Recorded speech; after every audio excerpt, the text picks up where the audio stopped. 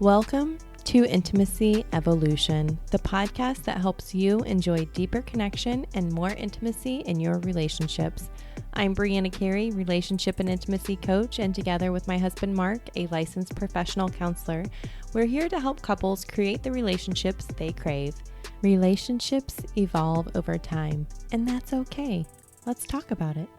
Today, we're joined by Hannah Deindorfer to hear about her journey from being completely disconnected from her body to now feeling a sense of wholeness and alignment. Hannah shares how working through her trauma, an eating disorder, and dysfunction around sex were actually the best things that could have happened to her because it changed her trajectory and allowed her to become curious about self-healing. If you are looking to transform your relationship to self through the vehicle of sex and intimacy, you will gain a lot of insight from this enlightening conversation. Hannah gives great insight into how you can redirect negative past experiences to create a life that is more aligned and pleasurable. She discusses how you can get to a place of self-love, and she shares her approach to sexuality that blends healing with having epic sex. This episode will provide you a number of actionable steps to help increase body awareness and pleasure. If you want more pleasure in your life, we can help. We'll share what to do next at the end of the show. Now let's get on to the episode. My name is Hannah Deindorfer. I am a magical fairy godmother. That's what my clients call me. And I support the magic of transforming relationship to self through the vehicle of sex and intimacy. I love that. That's so good. Yeah, we're going to get into some good stuff today. I can already tell. I am so excited. So first, tell us, how did you become known as the magical fairy godmother? That's a really good question. It is something my clients started saying, I think back in 2018 or 2019.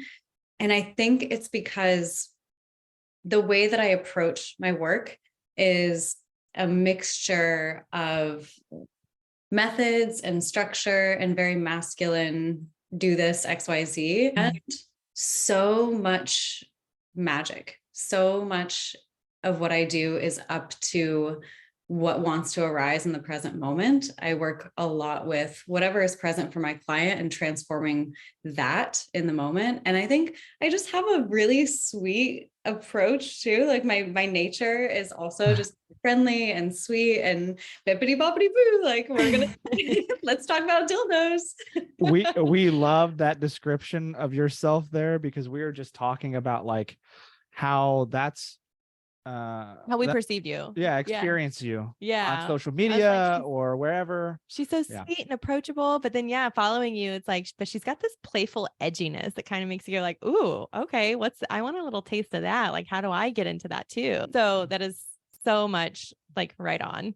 I appreciate that. I think like that's part of the archetype that I relate to is like a cosmic trickster a little bit. Like I have this kind of fox-like energy and a little mischievous. And so I like to create a sense of safety. It's really important in the work that I do that my clients feel that I know them and I'm connected to them and they feel really safe with me.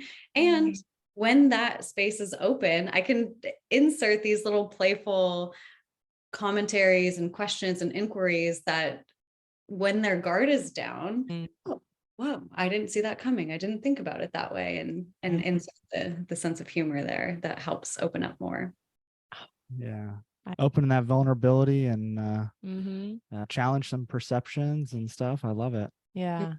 One of the little taglines that you had shared is how you help burned out perfectionist, people-pleasing women to create alignment, self-love, and epic sex lives. That's a powerful statement. Thank you. Thank you. And I was like, I need to know more about this. I feel like because I kind of resonate with it myself. The space that I'm in, I know a lot of women that are like that as well. You know, I think just as society, women are always held to a standard of having to constantly push themselves to do more, to do better, to be all of the things to all of the people. And then you have nothing left to give at some point, and people are like, well, how come? Then the guilt sets in too. So how do you help women navigate this and move through that? Yeah. Oh, I love that question. And I also love what you pointed to of why this is a thing. There's so much pressure placed on both women and men. There's different pressures, right? And I work with mostly women. So the pressures that they deal with are there's an image that they're held to, that we're held to. And it is of this perfect body, perfect mother, perfect friend, perfect boss, babe, achiever, entrepreneur. It's just like so much. It's so much. And so the way that I help them first is coming to a place of total self-acceptance of where they are, like stopping the comparison against some bullshit made up image that is constructed to make us feel less than and keep us disempowered. So the first route is always towards recognizing self and where you are, and that is totally okay. And then there's a lot of boundary work that usually comes in after that.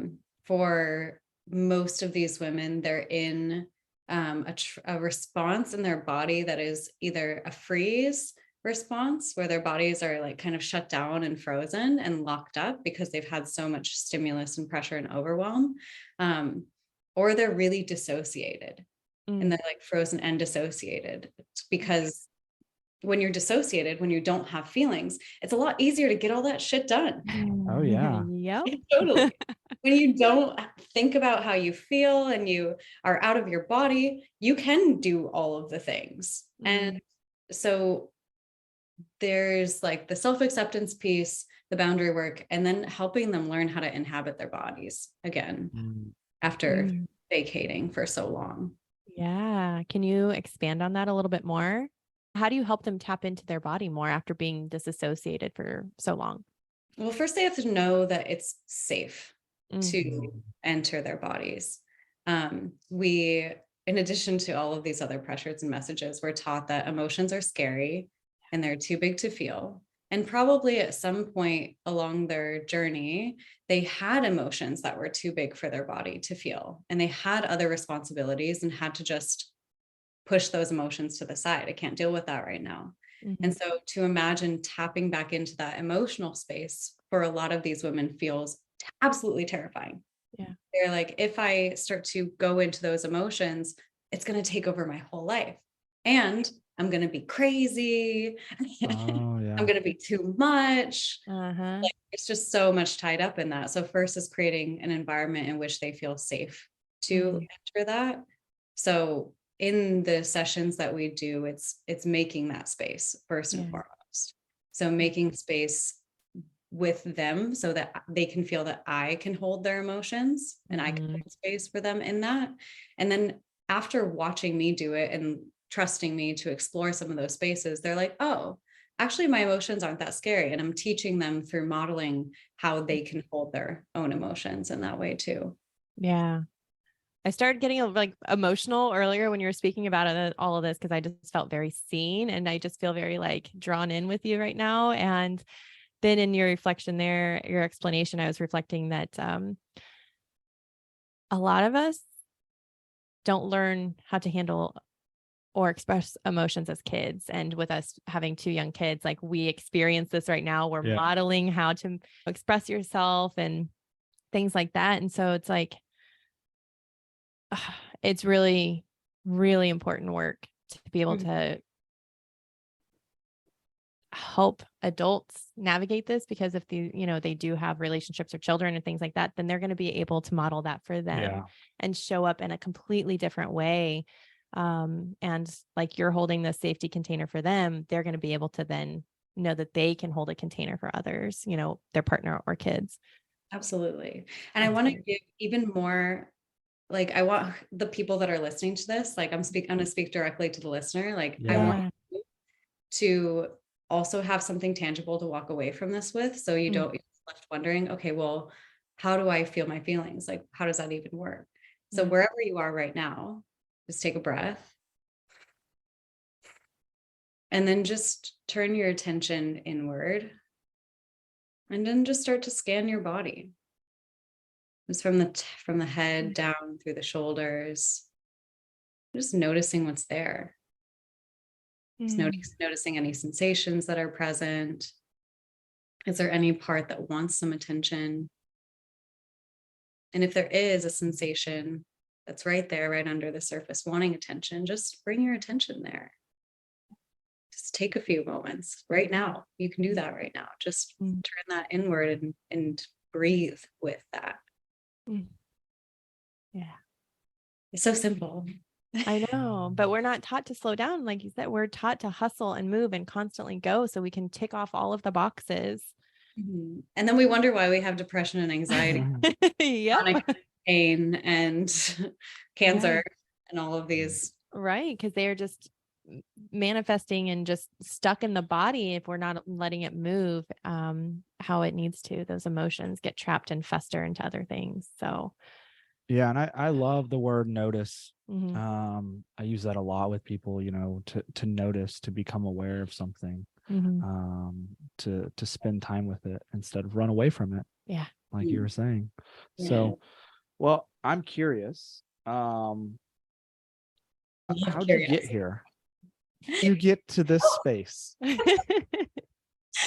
It's trauma.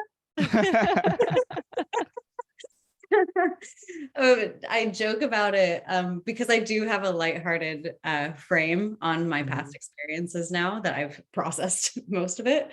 I'm not going to say all of it because I, like most humans, get triggered. That's life. So I had from ages 12 to about 21.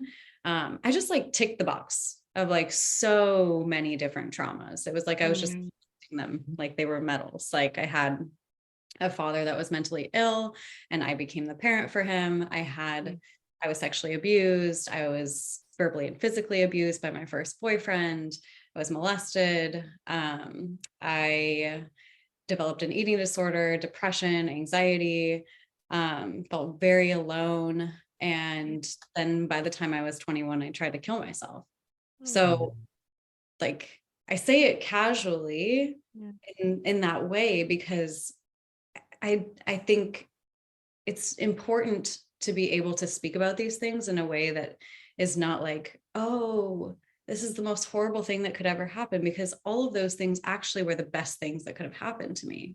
Yeah. I'm so grateful that I had almost a decade of just the hardest shit ever, because it set me up on this trajectory to become very curious about self-healing. I saw my dad go through the pharmaceutical cycle. And I was like, I am not going to be put on medication. I'm not going to go into the hospital. I'm going to find a way to live my life free of this shit without having to be on medication. Like I just see what that did to my dad, and I'm not interested in participating in that. Yeah. And so I got really curious about, is there a way that I can take control of this? And with the help of facilitators and psychedelics and experiences, transformational experiences and somatic therapy and alternative therapies, can I be free? Is that possible? And it is. Surprise, it is. I feel amazing. I feel so great and have for many years. Yeah. Like since I was 21, it's been now a decade of upward trajectory in the other direction as a result of taking responsibility for my mental and emotional and spiritual and physical well-being. Yeah. With the assistance of really incredible mentors and coaches and supporters. And so that, knowing that I could do that for myself, I was like, oh my God, how can I not give this back? Like my life was saved through this work. So I want to give my life to this work. Yeah. Oh, there's some alignment right there. Yeah. Yeah. And it just reminds me of that phrase, life happens for us, not to us. And I think you're the epitome of that, is that you took all of this stuff that was terrible, but you reframed it into how can I move through this? How can I heal from this? And how can I help then others to do the same? And that's just a, perception change that I think some people are like, well, this happened to me. This is just what I'm set up for in my life. So I like that you're going against that and saying, no, you can change if you choose to. Mm-hmm. Yeah. And like, I want to be also aware that I don't think anyone deserves bad things to happen to them. Right. Like there are institutional and circumstantial things that are out of control that absolutely make it harder for some people to heal, to have access to help, to transform their lives. Like I feel super privileged in a lot of ways that I had doors open for me because the color of my skin, because I'm good looking, because I came from a middle class background. There's like biases and advantages that I have. And I do think it's possible. I do think transformation is possible for everyone, regardless of circumstance. Yeah. I think just in the age that we are with our technology and resources, podcasts, and, all sorts of things out there, like there's a plethora of information and resources for people. They can at least take an initiative to start researching what options they might have too. Yeah. And what's fascinating about that, it's that both sides of that, right? Our social media has so much great information, but at the same time, we can just avoid and numb through the endless scroll or, video to video, that type of thing. We can use it to what we want to and, what we're looking for. Yeah. So anything, one of my mentors told me that anything can be a medicine or a poison. Yes. Yeah. Yeah. It depends on quantity and intention. The light and the dark, they're connected, so. Oh my gosh, I love that. We're talking about healing and the transformation and the process. Let's talk about self-love. Yeah. That is such a powerful thing, but so extremely difficult when we have we have these memories. We also have what we tell ourselves, these stories. What's your take? How do you get to self-love? How did you personally get there? Yeah, I want to give context so that people who are listening can understand that this was a really hard thing for me too. In all of that, those 10 years of trauma, I also had an eating disorder that was really severe. Like to the point where I was almost hospitalized, and like I was in the shower in college looking down at my body sobbing because I hated it so much, and it was frail. Like the journey to a place of now fully loving and accepting myself and my body, it is one that just requires so much dedication and practice.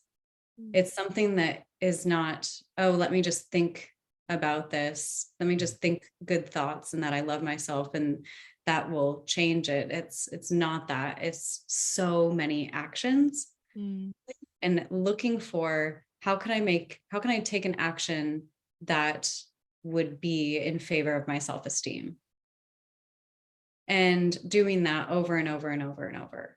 And one of the mentors that I look up to in the NLP space, he talks about there's such thing as disesteem, like disesteem and self-esteem. There's like opposite sides of the same coin. And you can garner disesteem for yourself anytime you take an action that you know is out of integrity with your true nature, your true desires. You can do that by indulging in too much TV, by choosing partners that disrespect you, by intentionally hurting yourself in any way. And he says it's like you're dissing yourself. Like that's when you're garnering esteem, you're dissing yourself. So taking action in favor of your self-esteem over time is what ultimately creates a higher sense of self and self-image. It's an action. Like self-love is not something that's a vague concept. And if I think all people really know what to do as well. like what things will help them feel better about themselves. It's very rare that I ask someone like, what choices are you making that are in opposition to yourself or disrespectful of yourself? They're very clear. Like everyone knows like what those things are. And everyone knows what the better choices are, what those things are. And I usually recommend starting really, really small, because that small little bit of momentum can compile over time to greater and greater choices. And that one moment of decision and action can change so much of your life, just starting with a really, really small action that is in self-esteem. Yeah. I was going to ask you, like, where do you start? How does somebody they know the things to do, but it's almost like a block, like they can't. So something little would be. Well, I started going to therapy. That was my first in that direction. And then I started feeding myself because I was not doing. Yeah. Food is a really easy way to either diss yourself or acknowledge and love yourself. It's a choice that we're presented with several times a day. And that one is one that you can build momentum with really easily. That's where I would start with food, and then start with like taking care of your body in other ways, exercising, sleeping well, and then cutting back on electronics. Like the physical body is a really great opportunity to practice tools that are applicable in all other realms of our life. It's really the foundation, in my opinion. Yeah. I love that. And leading with that first is definitely everything you read nowadays. That's where it's at. And I just want to I'm assuming people get this, like when we say food, like nourishing foods for your body. I think that's important too. So like, I know I've personally been kind of shifting things where I'm like, I integrated having bone broth every single day now, so it can be little things like that. What is one healthy thing that I can start implementing? And I've noticed a great impact already in just 10 days that I've been doing that every single day. So it makes sense. The body. Food is a struggle for me. It's wrestler in high school, wrestler in college. The relationship with food was horrific. And so it's definitely something that I've done a lot of work and continue to do every single day. So I can relate to that. Yeah. Even if and listener, I'm going to speak directly to you again. Even if it's hard for you to imagine changing your diet right now, what I want to recommend is just slow down when you eat. Yeah. Like if you just make that change, don't eat with distraction, eat intentionally. Notice how you feel when you're putting this food in your mouth. And when you bring it up to your mouth, does your body want to take a bite? Just slowing that process down just a little bit, that'll change the trajectory of the way you feel about your body too. Yeah. You don't even have to change anything about what you're eating. Just change how you're eating. That's a moment, everybody in our house does well except for me. So we're all slower eaters. But again, having to stuff your face with food in between matches after cutting weight for however long, inhales the food. But I'm like, did you even enjoy that? No, the answer is always no. That's a really good question to ask. It's like, did you actually enjoy that? Does that make you feel, does that diss yourself, or do you feel good about yourself afterwards? Ooh, in the hot seat. Feel great nowadays. I mean, You've done, you're doing good. You've done a lot of work on that. But one of the big things for me was definitely moving my body in the mornings and setting up like routines and rituals, waking up or going to bed. I'd love to hear about what you do for yourself throughout a day. Yeah. Oh my gosh, I would love to share. I want to say that there's like my bare minimum ritual, and I want to share those. And then I want to share like my most extravagant, like if it's like a really good day where I have like all this spaciousness and I'm just like all my shit's on point. So dream morning routine is like if I have spaciousness and a lot of time, I'll get up, I'll meditate. I do, the meditation that I do is a focusing exercise, which helps me get into my body and just focus on different parts of my body and bring awareness. And then I do a goal visualization exercise where I imagine what it is that my goal, whatever that is that I'm focusing on, and then see some pictures in my head of bringing that goal closer to me. And then I go for a walk. I take my dog to the coffee shop that's about 10 minutes away and just enjoy the walk, enjoy the outside, and then come back and journal 3 pages, and then start my day, have my coffee and eat breakfast. And that's what I'm doing. And if I don't, my bare minimum is writing. Like that's what I fall back on every day, no matter what, is at least 1 page of writing where I check in with myself and say, how does my body feel today? What am I noticing in my body today? Just let that go. What am I feeling today? What am I noticing today? And that is an anchor for me, no matter where I am, no matter what I'm traveling, what my schedule or routine is like, that is the thing. And then throughout the day, I get outside as often as I can. Like just even if it's like shitty outside and all I can do is go stand on my porch and it's raining or whatever, just being out in fresh air is so good for our nervous system. Yeah.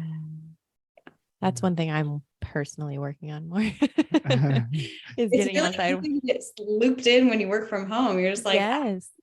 Here's my office. And then I walk downstairs and there's my kitchen. And yeah. So I'm like, okay, when I let my dog out, I'm going to step outside for 5 minutes and get some fresh air.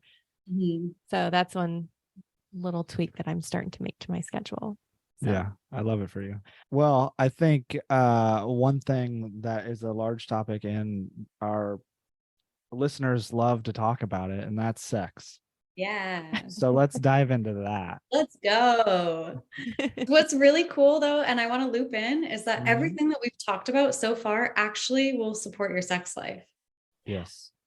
Like that's the incredible part, is that because sex is so intertwined with your body, with how you feel, with your stress.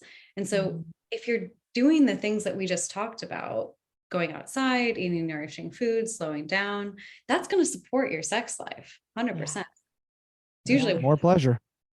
How has sex and your relationship with sex impacted your life?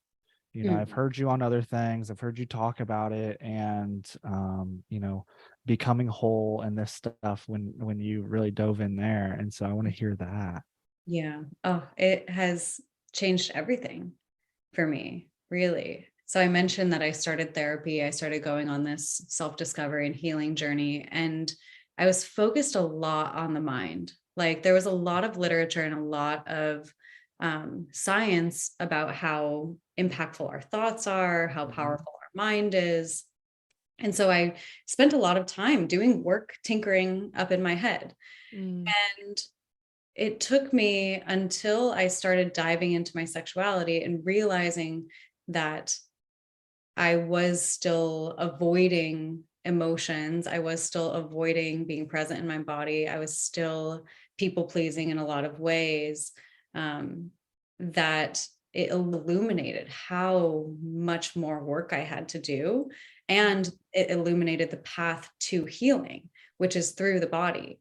It took me out of my head, which is actually what a lot of my clients say they struggle with the most when they're in bed. They're stuck in their head. It took me out of my head and into my body, and in discovery of the treasure chest that's in here of feeling and capacity to be present and wholeness. Like you said, there's, for me, when there's connection to my body and presence in my whole being, I can bring all of me to my interactions. It's not just this talking head intellect, which is really smart and shiny and cool and fun, but it's not whole. It's not fully integrated and grounded in all of my expression. So yeah, my healing journey into sex included a lot of kink. I think that's a part that is also really important to mention in my journey, that when I started exploring sexuality, the first place that I went really deep in was BDSM. specifically dominance and submission and playing in a power dynamic space.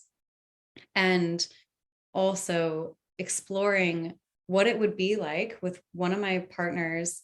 He said to me something that really changed the trajectory of my expression, which was, say whatever crazy thing you want to say, wild fantasy that you have, anything, I don't care what it is, say it.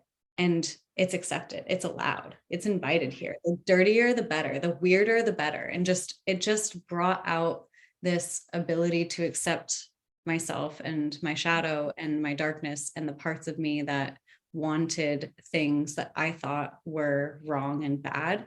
And it took that and brought it into a space of total love and acceptance.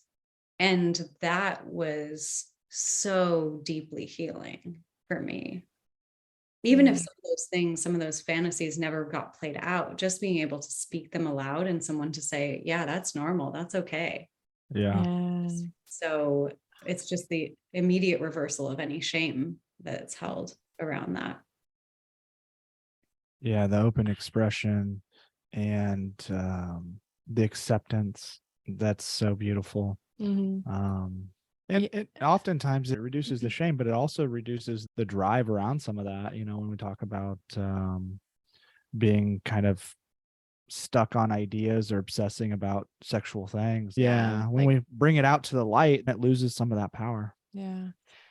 And another thing I want to share on is that's something that we work with clients and we hear a lot, is that their relationship's great in all of these aspects, except for talking about sex.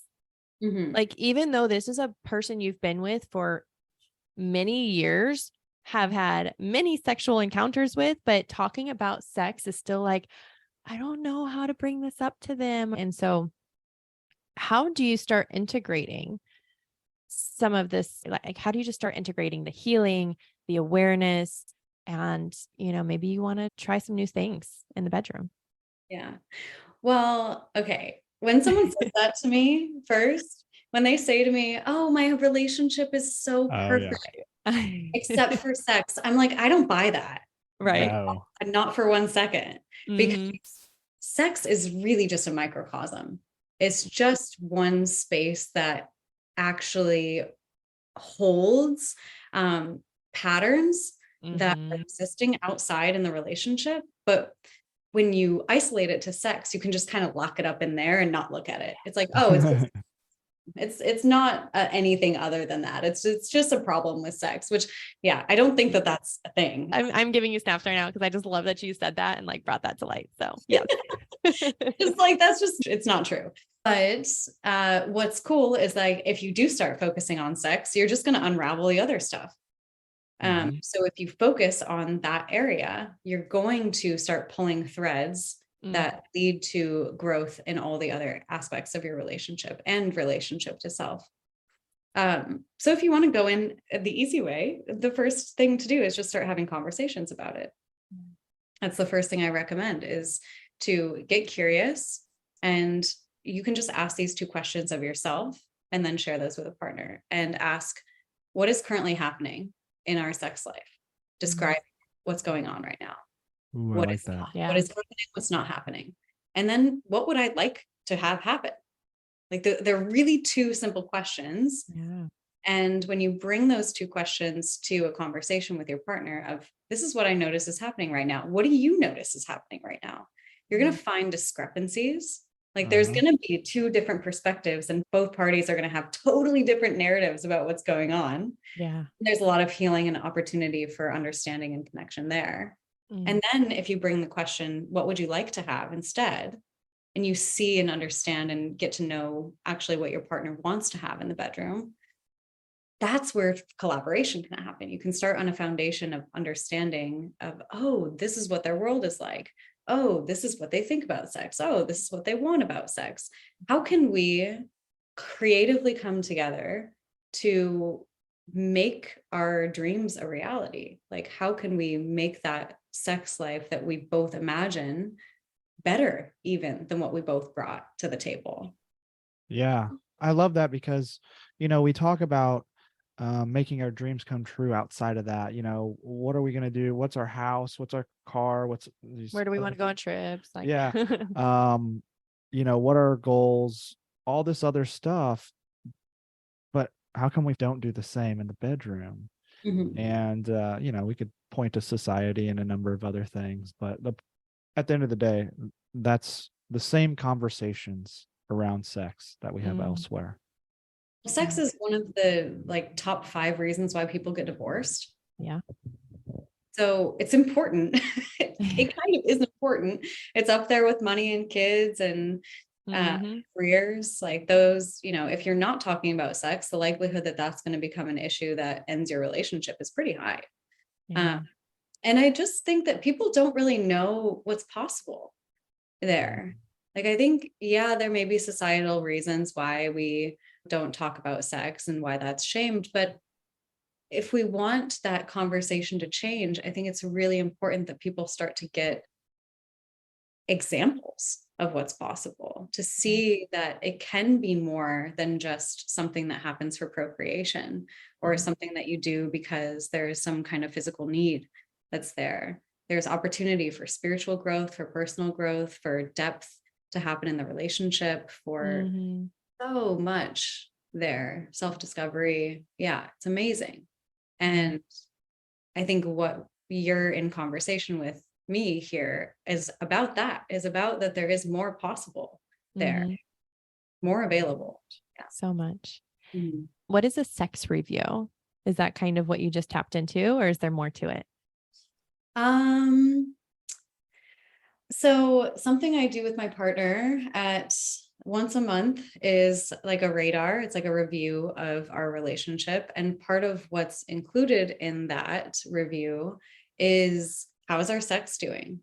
And do we feel connected? Are we aligned in the ways that we want to have sex, what we want to explore? Are there things that we need more of or less of? And is there anything unsaid there? Is there just checking for, what might want to be said that's not yet? And then in the review, I like to also do planning around sex.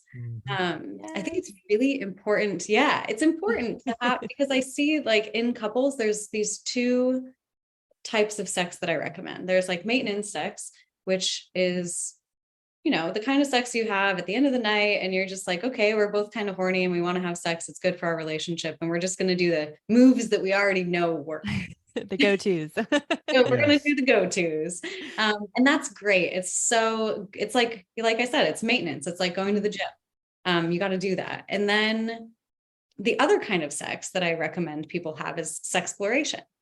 And that requires a little bit more planning than the maintenance sex. I recommend that people have at least once a month sexploration session on the calendar, where they get to have, I say, 3 hours to drop in, talk about desires, and then just play. Have it be this innocent, fun, playful, no pressure on orgasm. Some of the things don't even have to work. It doesn't have to be good. It's just even tinkering in the playground of our bodies and our connection and in dynamic and what feels good. And then you can take some of the things that work really well and plug those into the maintenance. So if something's oh yeah, let's add that to our 3 top moves. You can do that. I love that. We talk about play a lot, and just all areas of life. But just bringing the play and the fun back to sex instead of just, again, checking off a box is so important. And so just scheduling that, having that be a monthly thing. I love it. Well, what came to my mind, right? I don't. I know, but I'm going to tell you. We had a date tonight with some friends. They had to cancel. Sounds like we have 3 hours that's free tonight. I knew you were. Yeah. Yep, I knew you were going there. I had the same thought though, so go us. Yeah. Nice. Yay. I have a recommendation too for your list and for you guys if you don't have it. I have a checklist that has 100+ playtime ideas on it. So if you want to go, and if you go into a session like this, but you're like, I actually have no idea where to start of even thinking of new things to try. I've got a list that has a ton of ideas, like pretty much every weird sexual thing and not weird sexual thing that you could want to do or try is on this list. And I recommend that couples go through that before a sexploration session. And they're like, "Ooh, that sounds fun. That sounds interesting. Oh, what is that? Let me Google it. Oh, that looks fun. Let me put a yes on that." And then choose a couple things that are a yes for both of you to try in this exploration. Ooh, that's fantastic. I'm excited. I heard her. She said a couple things, not everything. So right. You got to slow down again. Yes. Yeah. Just slow it down a little bit. Well, if we have time. Yeah. And we'll definitely share a link with our listeners in the show notes with that too. The other thing that I would love, if you wouldn't mind sharing, was your focus meditation, where you got that or what that looks like. For myself, or our listeners. So I took a course through, do you know what neurolinguistic programming is? What that mean? Yes. Okay. I think you're aware. I'm aware of it. He's that's his thing. So cool. So if you're listening to this and you don't know what that means, neurolinguistic programming is a tool for going into your subconscious mind and shuffling things around intentionally in a way that changes how you perceive certain events, changes how you perceive the world, because we have an internal representation of everything that exists. And some of those relationships to things that we have represented internally are a little wonky, or they cause us to do things that we don't necessarily like or have outcomes that we don't want. So neurolinguistic programming is a way to go in and, like a computer has code, like software has code, going in and changing the code, which is really fun. By the way, it's like our brain's this big supercomputer. And if you know NLP, you've got like the codes to hack in and change some things, which is a great responsibility to have. And I don't take that lightly, because it can be used unethically. But this focusing meditation comes from a course that I took as a part of my NLP training, called Dimensional Mind Awareness, which we're going to get a little weird. I'm going to explain a little bit more, and we're going to get a little weird and a little. I love it. I love being weird. I'm here for it. Okay. So the premise of dimensional mind awareness approach is that we have 3 levels of consciousness. We have self-conscious, which is what I'm talking to you with right now. It's the logic part of our brain that we're aware of. We have subconscious, which is anything inside of our awareness that we're not specifically in relationship to intentionally. And then we have superconscious, which is universal intelligence. Some people call it God, divine love, higher self.